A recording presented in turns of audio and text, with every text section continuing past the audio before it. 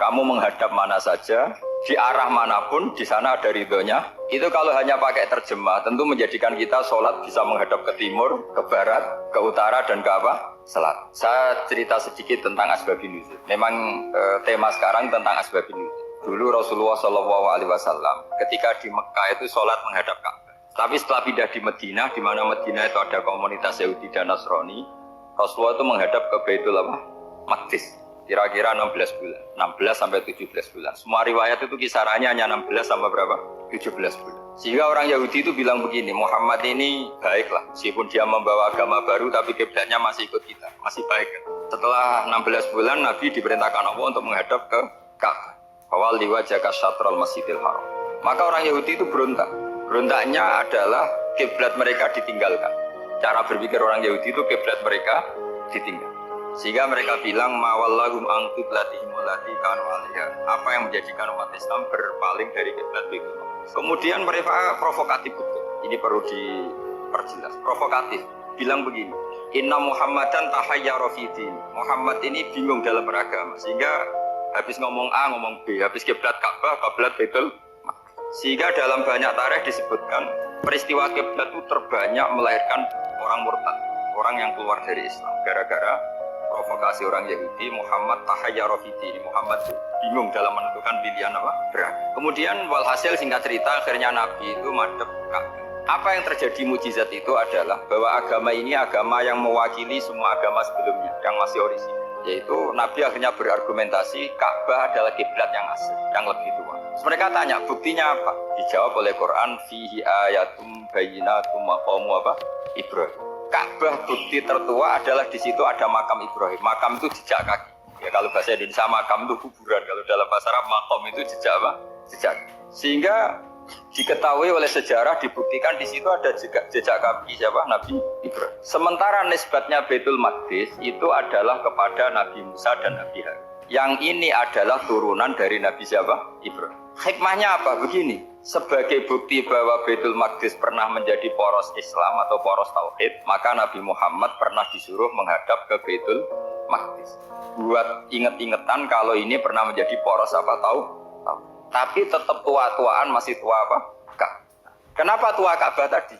Karena Ibrahim adalah Abul Anbiya, bapak dari para, dan di situ ada jejak kakinya. Fihi ayatum bayyinatum maqam. Bukti itu belum cukup. Dibuktikan lagi bahwa Ismail kecil itu hidupnya di Ka'bah. Kita tahu sa'i baina Safa wal Marwah adalah karena Siti Hajar sedang mencari apa? Jadi ada bukti sekian, bukti empirik bahwa Ibrahim itu kiblatnya itu Ka'bah, bukan Baitul. Sehingga ada kata-kata fihi ayatum bayyinatum maqamu. Nah, tanpa ngerti asbabun nuzul, kamu akan mengartikan fa'ina ma tuwal fasamma wajhu itu salah. Karena di situ kamu menghadap mana saja, maka di situ ada ridhonya. Maka para ulama memberi catatan, maksudnya begini, kamu menghadap kemana saja, asal itu yang diperintahkan Allah, maka di situ ada ridhonya. Harus seperti itu maknanya, disesuaikan dengan konteks asbabun. Tanpa seperti itu tidak bisa.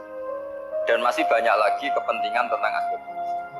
Jadi problem sekarang adalah banyak mufassir yang hanya mengartikan dari terjemah. Itu bahaya sekali. Jika ada orang yang menikah secara mutlak, itu kan mirip kayak transaksi zina. Mereka berdalil famastamta'tum bihi min hunna fa'atuhunna ujurahun. Perempuan yang sudah kamu nikmati, yang penting kamu bayar. Terjemahnya seperti itu. Karena ujur itu jamaknya ujroh. Itu fatal sekali. Padahal ayat itu begini, settingannya begini, setting siakul kalamnya atau asbabun nuzulnya begini. Ini sekaligus, memang saya sengaja ngaji dengan tema yang berat untuk penghormatan pada yang ngaji. Kalau temanya ringan kan kayak TPG. Begini asbabun nuzulnya begini.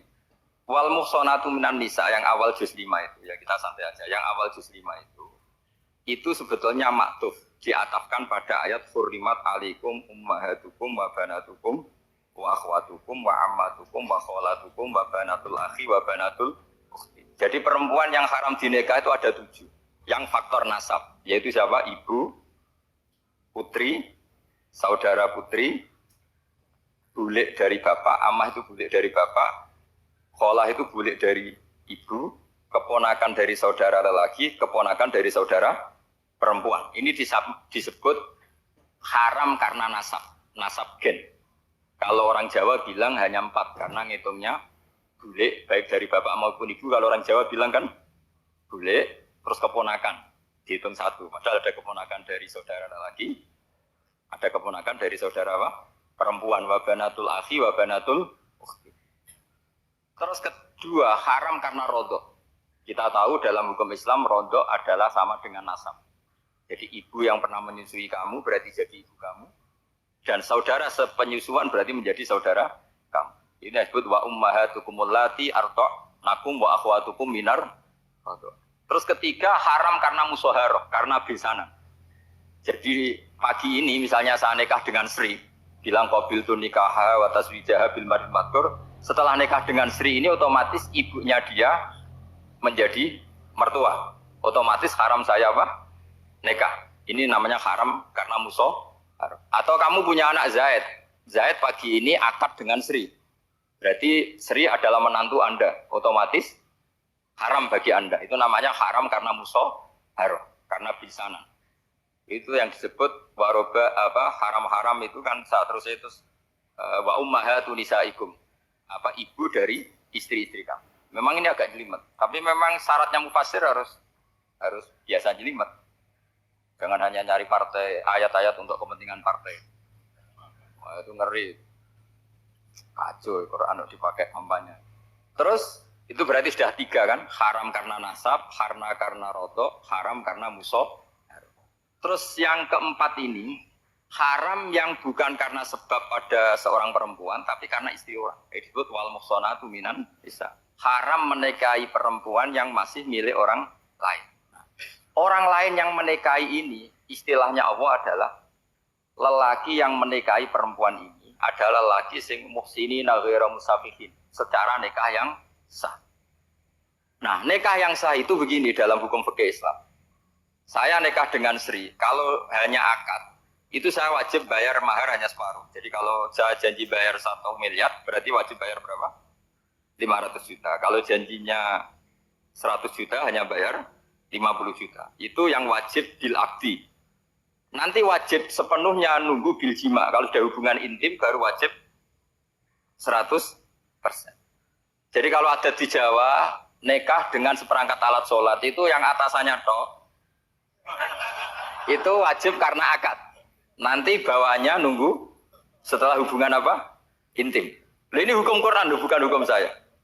Makanya kan wa in talaqtumuhunna min qabli an tamassuhunna, saat terus panis huma faradtum. Hanya wajib bayar setengah.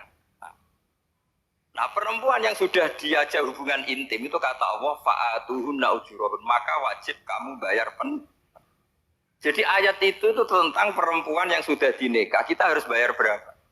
Harus bayar penuh. Ini penting saya utarakan. Nah, problem kita sebagai orang Indonesia, ini juga problem Pak On, problem semua kiai. Mahar di Indonesia itu nggak bisa dibahas di Quran. Karena keterlaluan, kecilnya itu keterlaluan. Saya ini kan kiai, sering ngakatkan itu sampai bosan, seperangkat alat. Itu ngawur sekali, ini mbak-mbak harus nggak mau. Gitu. Saya provokasi minimal itu ya berapa? 100 juta berapa? Pantasnya berapa? Pantasnya berapa? 10 gram itu berapa nilainya? Kan 1 gram 500 ribu, baru 5. Ya sudah mendingan itu, 10 gram. Quran itu bayangannya gini, sambil latihan, yang hafal-hafal biar latihan. Jangan dapat beasiswa karena hafal tapi nggak jelas cenderungannya.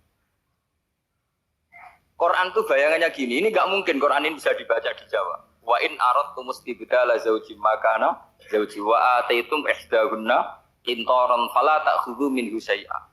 Jika kamu nikah sama seorang perempuan, kemudian kamu cerai, maka mahar yang sudah kamu berikan jangan ambil lagi. Karena mahar di Arab itu mahal, 100 juta, kadang mobil Alphard, kadang GMC. Sehingga setelah menceraikan tuh kebayang menarik. Kok enak, dulu saya memberikan itu kan karena dapat servisnya, sekarang sudah saya cerai, saya tarik. Kalau mahar di Indonesia kan seperangkat alat sholat. Jadi nggak kebayang ada kalimat fala ta'khudhu minhu syai'a, jangan ambil lagi. Kebayang ngambil aja enggak? Apalagi kalau nikahnya sudah 2 tahun kan sudah lusuh, sudah. Tapi kalau di Arab itu kebayang karena mahal. Makanya orang Arab suka nikah orang Indonesia karena murah. Jadi bahasa kintoron itu harta yang nggak ternilai. Wa ataitum ihdahunna kintoron. Yang nggak ternilai, mahal betul. Itu pernah saya hitung, ada yang mahar itu 400 juta, ya sekira segitu. Nah, makanya setelah dicerai, Allah memperingatkan setelah kamu kasihkan, ya jangan minta lagi. Kenapa kepikiran minta? Karena jumlahnya besar. Kalau di Indonesia kepikiran nggak minta, nggak kepikiran, saking kecilnya. Seperangkat alat sholat, kadang 1 juta. 1 juta itu setelah hubungan intim, sebelumnya yang wajib hanya 500. Itu kan nggak kebayang. Makanya susah ngartikan Quran di Indonesia, kadang susah, karena kadang terlalu. Itu pernah Sayyidina Umar radhiyallahu anhu pernah bilang begini. Wahai para perempuan, mahar itu jangan mahal-mahal. Kasihan para lelaki. Itu ada perempuan alimah, ya orangnya alim betul. Itu usul langsung gini, ya Amirul Mukminin, laisa dzalika laka ya Amirul Mukminin. Waqad qala ta'ala wa ataitum ihdahunna qintaran. Kamu hanya seorang Amirul Mukminin, tidak berhak bikin aturan pembatasan mahar. Allah saja tidak batasi. Kenapa kamu batasi? Sehingga dulu yang namanya nikahnya Sulaiman Agung atau Jamaluddin siapa Ratu Agung. Kalau hadiah ya sampai tas mahal itu kan dari bahasa Arab mumtaz mahal. Mumtaz itu istimewa, mahal itu dia punya istri yang sangat dicintai, dikasih hadiah mumtaz mahal. Terus ilat Jawa jadi apa? Tas mahal. Itu sama Mujidulil Albab kalah. Itu kalau cerai kan kepikiran minta lagi. Dikasihkan yang baru. Tapi kalau di Indonesia tidak mungkin karena apa tadi? Seperangkat alat sholat. Begitu nyari yang murah lagi. Yang bagus pitanya, bungkusnya yang bagus. Maka nggak mungkin kita maknani Quran tanpa mengenal yang bernama asbabin. Karena makna ayat itu bisa kacau kalau kita tidak tahu asbabin. Yaitu kayak tadi makna fa'ina ma tuwallu fatamma wajhu. Itu maknanya kan kamu menghadap mana saja, boleh saja di sana ada ridhonya Allah. Berarti kan bisa ke timur, ke selatan, ke utara, ke barat. Itu bahaya betul. Sehingga kata ulama harus mengkaji asbabin supaya porsi ayat ini sampai semana jauhnya itu kita tahu. Tanpa tahu itu tidak bisa. Begitu juga menyangkut kiblat. Sekarang saya tanya, kemarin kan ramai dulu juga menang. Kiblat semuanya diukur dengan GPS. Terus beberapa masjid dikomentari salah. Karena diukur pakai apa? GPS. Kalau dalam bahasa Falak disebut Yaumarostil Kiblat. Memang bisa diilmukan. Tapi pertanyaannya begini, dari awal Allah ngedikan fawal liwajaka syatral masjidil haram. Kamu yang penting sholat itu menghadap masjid. Masjid itu ya bangunan. Sehingga kata Ibnu Abbas yang diriwayatkan banyak ulama mengatakan Al-Ka'bah kiblatun li ahlil masjid wal masjid kiblatun li ahlil haram wal haram kiblatun li ahlil masyriq wal maghrib. Jadi kalau orang di dalam masjid kiblatnya harus Ka'bah. Di luar masjid kiblatnya asal bangunan Masjid Haram. Tapi di luar sini kayak di Indonesia boleh semua tanah. Kenapa begitu? Kata Ibnu Abbas, karena Quran turun di lisanin Arabiyyin. Jadi kalau orang Jogja kalau mau ke Jakarta arahnya kemana? Barat. Itu sebetulnya ketika Anda ke barat itu persis Jakarta apa bisa saja pasnya itu Pangandaran. Tapi orang itu akan bilang kalau ke barat ya ke Jakarta. Meskipun presisi Anda tepatnya di Pangandaran.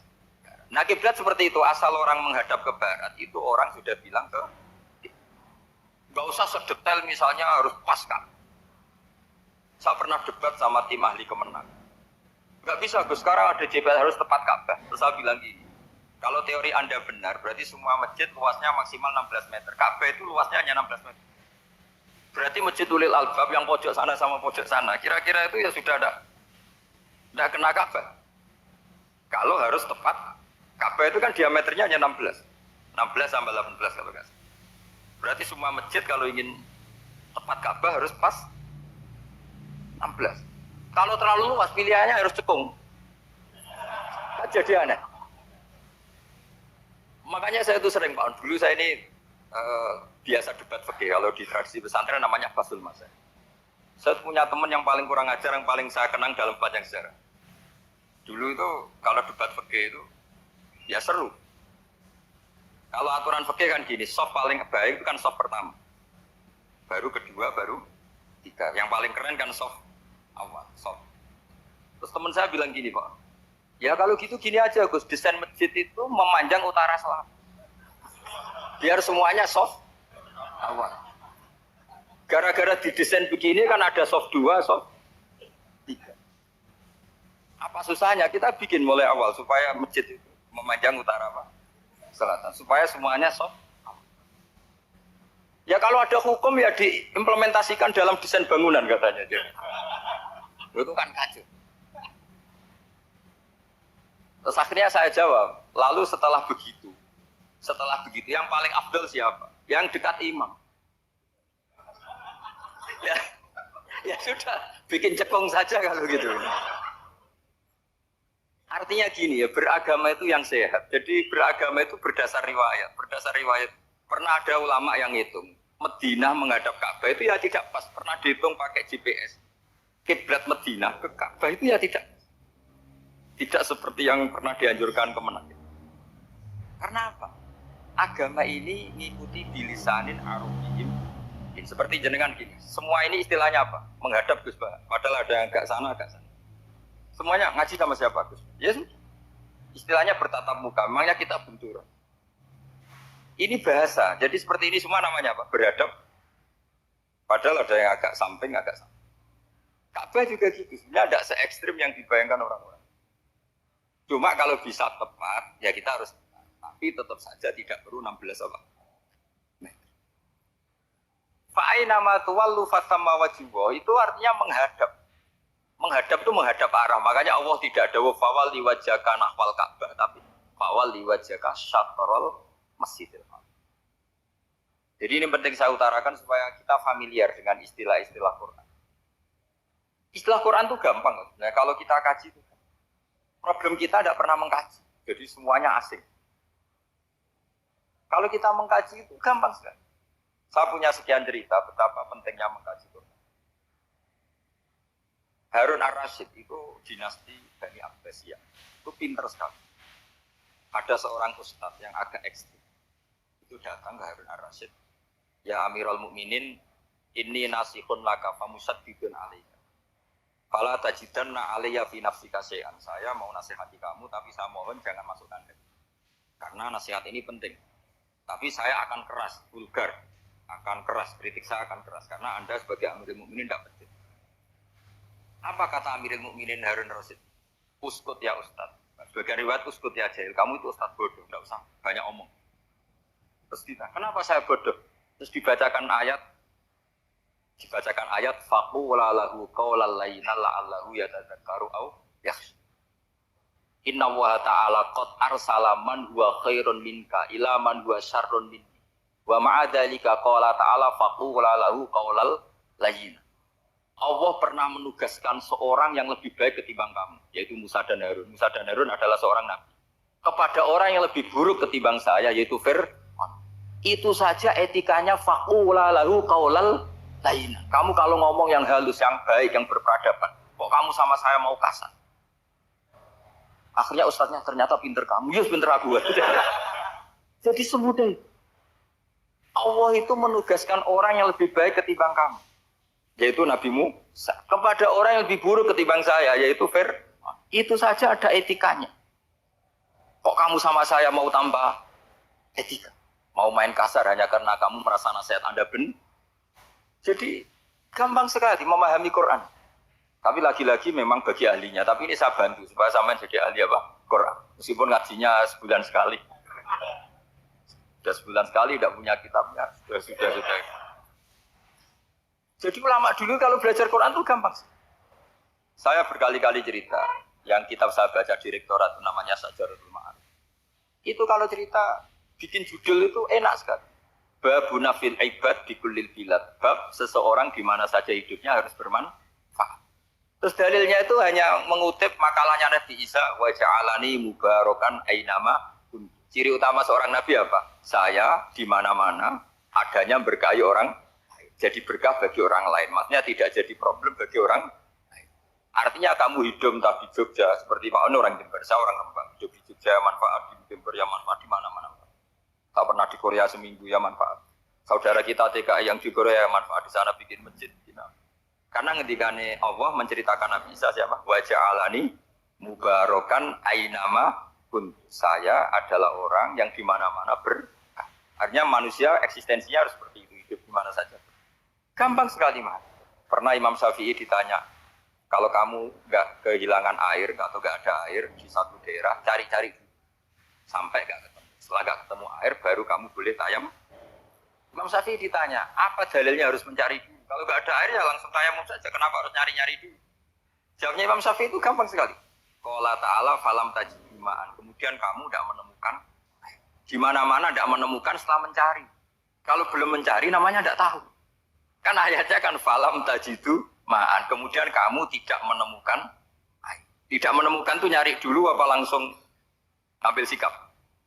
Nyari dulu baru kesimpulannya tidak ketemu. Kalau belum pernah nyari namanya tidak tahu. Segampang itu ulama dulu memahami Quran karena konstruksinya yaitu mereka tahu betul bahwa Quran itu bilisanin Arabiyim. Ketika Futuhat Syam dulu itu dikuasai tentara Romawi. Era Sayyidina Umar Futuhat. Yerusalem dikuasai tentara Islam. Itu awal Sayyidina siapa? Umar radhiyallahu anhu. Ketika Futuhat mau ada pesta besar-besaran. Tapi Umar menolak. Ketika menolak, kenapa Anda menolak? Beliau hanya membaca ayat Inna Allaha ta'ala ayyara qauman faqala adhabtum thayyibatikum fi hayatikumud dunya. Allah itu mengkritik satu komunitas kaum yang zaman di dunia menghabiskan semua kenik. Maka kita tidak perlu syukuran besar-besaran. Jangan-jangan jatah kita di akhirat kita habiskan di dunia. Adhabtum thayyibatikum fi hayatikumud. Semudah itu ulama. Rasulullah pernah dahar, pernah makan. Makan karena 3 hari gak makan. Kalau di Indonesia gak makan nasi, gak makan daging. Sudah lama sekali. 3 hari Nabi hanya makan kurma dan air putih. Pernah Nabi gak makan roti sampai 3 hari. Kalau di Indonesia mungkin gak makan nasi. Di hari ketiga, ada sahabat yang berbaik hati. Nabi disembelihkan kambing, dipotongkan kambing. Nabi disuruh dahar. Itu baru dahar setengah piring Nabi berhenti. Ketika ditanya, setengah piring itu kan sudah kuat. Untuk sholat, untuk apa sudah kuat. Ditanya, ya Rasulullah kenapa berhenti? Bukankah engkau tidak makan ini 3 hari? Nabi menjawab, walatus alunna yauma idzin anin naim. Semua nikmat yang saya rasakan nanti ada pertanggungjawaban. Makanya saya ada ingin. Wah itu kalau diterapkan di sini enggak populer. Makanya saya tahu gayanya ngaji Quran itu enggak siap dengan konsep-konsep Quran itu. Jadi segampang itu orang. Nah karena apa ya itu tadi? Mereka tahu asbab ini. Quran itu diturunkan dalam konteks apa? Lafat ini arahnya kayak apa? Mutlak muqayyadnya kayak apa? Muhkam mutasabihnya kayak apa? Nasah mansuhnya kayak apa? Nah sedikit saya cerita ini mungkin contoh terakhir. Supaya agak lama-lama nanti bingung kalau lama. Yang bingung ya saya. Bingung cara memahamkan. Jadi kalau guru itu kan bingung cara memahamkan. Kalau murid bingung cara memahami. Gak tahu tingkat kebingungannya sama. Kalau guru itu bingung cara memahamkan. Kalau murid bingung cara. Jadi ini pertemuan 2 kelompok bingung. Yang satu bingung cara memahamkan, yang satu bingung cara. Kalau orang ekstremis bingung cara merusak suasana. Itu enggak benar itu. Ada loh. Rasulullah itu nabi. Itu paling pusing yang ngadepi orang-orang yang ekstrim. Karena apa? Cara berpikir itu lompatannya itu enggak tertib. Jadi nabi itu cara berpikir itu kecerdasan nubuah. Sementara orang ekstrim cara berpikir itu kecerdasan nafsu, bukan kecerdasan manusia. Kalau manusia masih baik nafsu. Misalnya begini, kalau dalam tradisi nubuah, saya dengan Pak Anu berteman mulai tahun 2000. Itu kalau Pak Anu bertamu ke saya, harusnya tidak usah tak kasih makan, karena sudah dekat. Tapi kalau kenalan baru itu dikasih makan, disangoni. Jadi Nabi itu perilakunya agak unik. Akhirnya ada orang yang cara berpikir itu dangkal. Ya Rasulullah ini tidak fair. Yang iman lama tidak diservis, yang iman baru diservis. Cara berpikir Nabi begini, seorang Ansor itu kan sering memberi Nabi. Perjuangannya Nabi ditopang orang apa? Ansor. Donatur lah, kira-kira orang Ansor itu donatur. Donatur itu keren. Karena donatur itu artinya al-yadul ulya khairum al-yadis. Sehingga ketika Nabi sudah menguasai negara, menguasai Mekah, Medina, sudah Futuhat, itu orang Ansor tetap nggak diservis. Yang diservis Nabi itu orang-orang baru masuk Islam, disebut wal mu'allafati qulubuhum atau Islam mu'allaf. Ada 1-2 orang yang protes, tentu yang nggak pinter, bukan protes pasti tidak. Wong iskal-iskalnya sendiri, otaknya nggak sampai-sampainya sendiri, orang lain disuruh jawab. Makanya di sini tidak ada tanya jawab, nanti iskal-iskal kamu sendiri, bingung kamu sendiri, saya disuruh jawab. Berarti Gus Pak nggak mau ditanya, ya memang nggak mau, karena tadi jawab sendiri aja, nanti pinter sendiri, kapan-kapan. Akhirnya tanya begini, cara tanya gini, ya Rasulullah, ini nggak fair. Orang sudah Islam lama setelah negara terbuka milik Anda, setelah kita menang, setelah kita menguasai negara, tidak kamu servis. Sementara yang baru Islam kamu, Nabi itu bertanya senyum-senyum, rileks saja. Lama-lama tambah ekstrim pertanyaan. Kata Umar, ya Rasulullah saya beri izin untuk membunuh orang ini. Umar itu pikirannya karena mangkel lo Nabi. Tapi jangan. Kalau kamu bunuh, nanti apa kata orang banyak? Inna Muhammad dan Yaqtulu as-sahabat. Dikira Muhammad membunuh sahabatnya. Nabi masih mendengar. Komplainnya masih. Lama-lama Nabi memberi penjelasan. Kamu ini orang Ansor. Kamu biasa memberi saya, memberi dana perjuangan. Memberi itu hebat. Saya tidak ingin menurunkan grade Anda. Grade sebagai pemberi. Berarti kelasnya elit. Sekarang menjadi benar. Itu tidak bagus. Itu betapa Rasulullah ini namanya kecerdasan nubuah. Kalau orang biasa memberi, biar memberi saja. Supaya dia tetap heroik, tetap patriotik, tetap keren. Karena mentalnya Jangan sampai dari mental memberi, kemudian mentalnya peminta. Jadi kalau Pak On jadi tim suksesnya Pak Jokowi, dia tidak minta-minta. Kalau dulu kampanye, ya kampanye. Biar memberi, terus nggak pernah minta. Meskipun akhirnya ya gelo. Tapi Nabi dulu tidak gitu. Jadi orang Ansor itu nggak pernah diservis. Model jasanya kayak gitu. Supaya kelasnya tetap kelas elit, yaitu pemberi, penanggung. Nabi nggak ingin orang Ansor turun grade menjadi orang-orang yang cerdas nubuah menerima konsep Nabi seperti itu. Tanya sama Pak On, saya dan Niko terjemahan UI itu puluhan tahun. Itu beliau ke kontrakan saya ke rumah beliau. Tidak pernah berharap. Saya sangat terbuka. Bukan apa-apa ya, kalau ingin memberi saya. Kontribusi saya pada Al-Quran. Saya tidak kepikiran mendapat. Supaya heroik. Tapi orang-orang yang cerdas amatir tadi, ini nggak fair. Wong yang memberi lama kok dapat servis sedih. Sekarang itu problem zaman akhir sudah mulai seperti itu. Nah, orang ini namanya Dzul Khuwaisirah. Ini yang nanti punya anak turun Khawarij. Khawarij itu orang yang ibadahnya hebat, tapi cara berpikir dengan buah salah. Nah, orang lagi Khawarij itu orang ibadahnya hebat, tapi cara berpikir nubuah. Nubuah itu unik. Nubuah itu cara berpikir tadi. Apa ya? Melihat sesuatu yang benar, biar benar terus. Ya itu tadi. Mental memberi itu ya biar memberi terus, tidak usah di-share. Maka ketika Abu Bakar jadi khalifah Rasulullah, itu ada sistem kepegawaian. Itu gajinya Umar yang sudah Islam lama, gajinya Abu Bakar yang sudah Islam lama. Itu sama Abu Sufyan sama, padahal Islamnya Abu Sufyan baru setelah Fatih Mekah, kira-kira baru setahun. Terus diprotes sama orang-orang, ini Islam lama kok gajinya sama Islam yang baru setahun kok sama. Kata Abu Bakar, fadhailum indallah, mereka punya kelebihan Islam lama itu indallah, nanti balasannya biar surga. Kalau di dunia sesuai profesinya. Artinya profesi kalau penjaga kantor ya berapa, kalau dosen berapa, pokoknya ya sudah.